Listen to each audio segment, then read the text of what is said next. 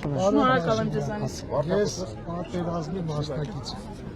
20 թվին Ես վերցրեք։ տղեր զոհվել։ Ինձ դիեն տվել։ Այս փաստորեն բանից պարզում է ոչ թե իմ երեխեն զոհված է, իմ երեխեն գերության մեջ է։